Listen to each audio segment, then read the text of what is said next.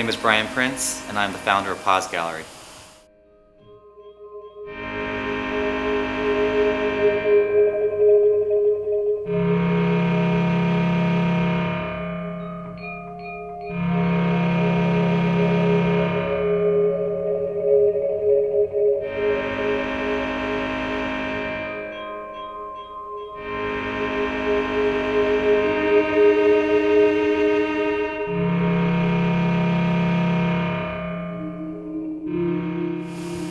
Our mission actually for the gallery is to do art, view art, and love people.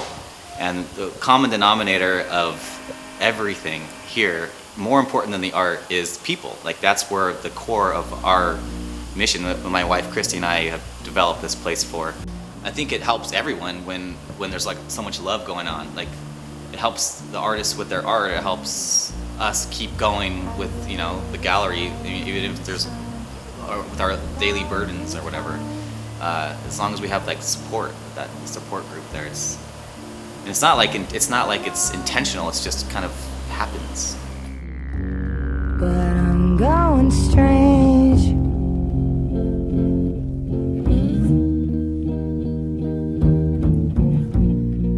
I grew up in Diamond Bar, California, in the safe suburban community, and I think. As a child growing up, I think I gravitated towards nature, and I think I was always kind of a creative type. I know I've always been a creative type just by looking in my past. Where my creativity came from, I think it's always just been in me. I think ever since I was a child, I would color coordinate my closet and line up my shoes, and I liked things in neat order. And it was just like an innate personality trait that I have.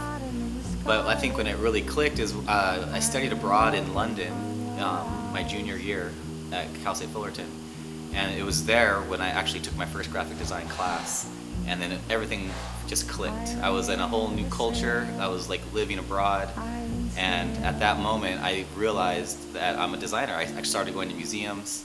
I started to just my insights came out, and shortly after that I started writing poetry. And that's when I really discovered like who I am as a being. Like, it was almost like this self-realization that like I'm an artist. People always ask, "Are you an artist?" And my answer is like, we're all artists. So I truly believe that we all have that creativity in us. We have that balance where some of us will embrace it and they'll run with it. Some of us suppress it. But even accountants are creative in the way they push their numbers around, and everyone has that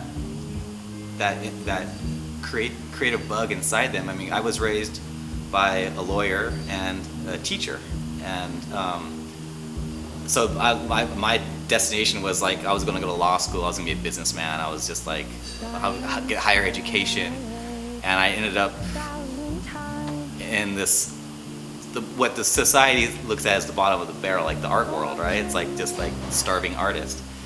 But in my parents, I see their creativity, even though they might not be their careers, but they, you know, they're storytellers. My mom loves literature. She eats Shakespeare up. You know, it's like that's art.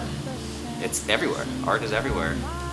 And I think everyone has it inside them, whether they know it or not. Or riot, or the violence of you.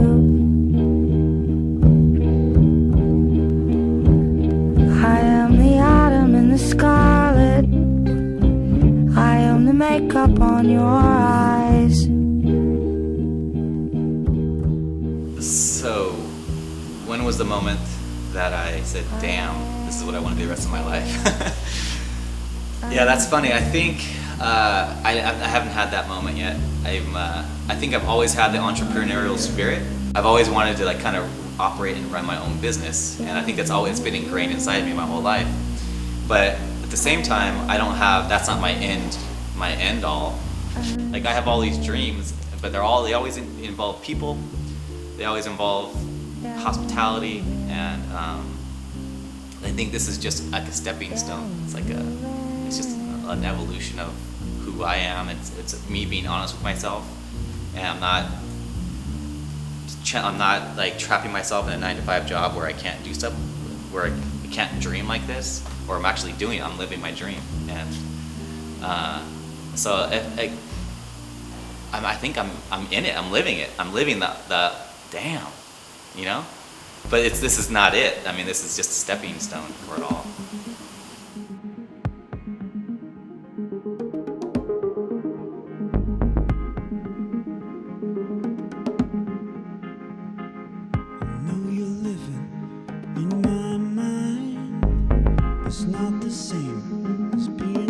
I think a lot of little things inspire me. I'm always inspired. I am inspired by people. I'm inspired by people's stories, getting to know people like one-on-one. I'm into one-on-ones a lot. But small, subtle things about nature, like watching hummingbirds. I mean, like, that's inspirational for me. It's like planting a garden, you know, like I have some trees I planted at home, and I'm like, they're my babies, right? I'm like those kinds of things keep me going every day.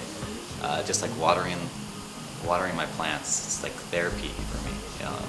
Listening to the trains, taking walks by myself or runs by myself. I think I really appreciate solitude.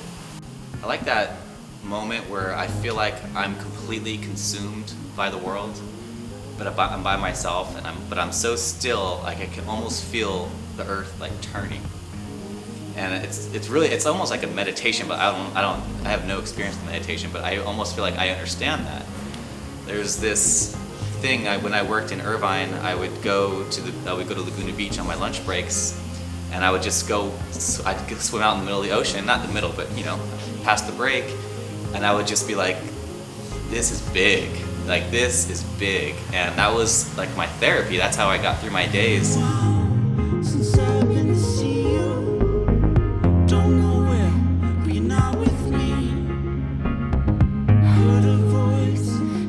One thing I've learned is that artists have a different outlook on life, or a different perspective, and it's not your mass view or world view.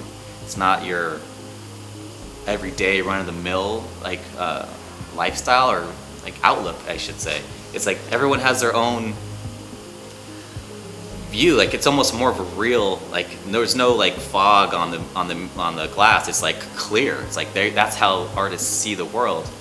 And to me, that's beautiful. Like that's where I want to be, and I feel like I'm striving to become more clear and more transparent and open with myself, and surrounding myself with artists helps that a lot. And it's just that different mind, that different outlook on the world that I love, that I thrive for.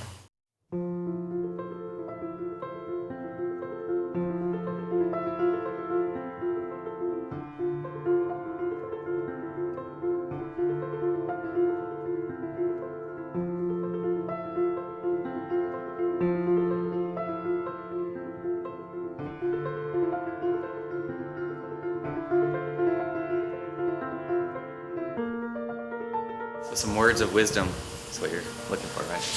Of some sort. Don't do it. Don't do it unless you love it. That's probably one thing I can say is don't do it unless you really truly feel it, and that's who you are and what you want to do. Like there's the cliche is follow your heart, do what you love. It's so much easier to say it than to actually live it, right? To do it, because we all get stumble upon these roadblocks and these obstacles. We're always flying through an obstacle course. I think the best thing is to look inside, to figure out who you are, and then run with it. Like run with yourself, and don't let the world stop you. Don't let it suppress you. Don't let it hold you back. You know. And I guess, I mean, it's not profound or anything, but like surround yourself with people that you love, you know? Surround yourself with that energy, that vibe, of who you want to be. Like what do you want to be a reflection of, you know? last words is that this is not just Paz Gallery. This is an art colony that is comprised of like 13 artists, galleries, curators, people. I mean, like, this is a community that's we didn't intentionally create. It's kind of just what's created, and I feel like that's what community is. Like, we didn't necessarily plan this. It's all organically risen, and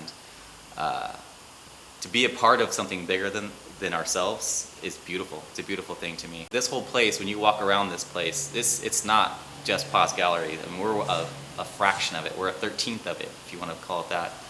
And together, when you surround yourself with great people, community is born and great things are born. And I think people have taken notice of that. And I think it's cool because a lot of people actually want to be here, come here, and they want to just participate in what's going on because they can see the life. And that's beautiful. That's my final words.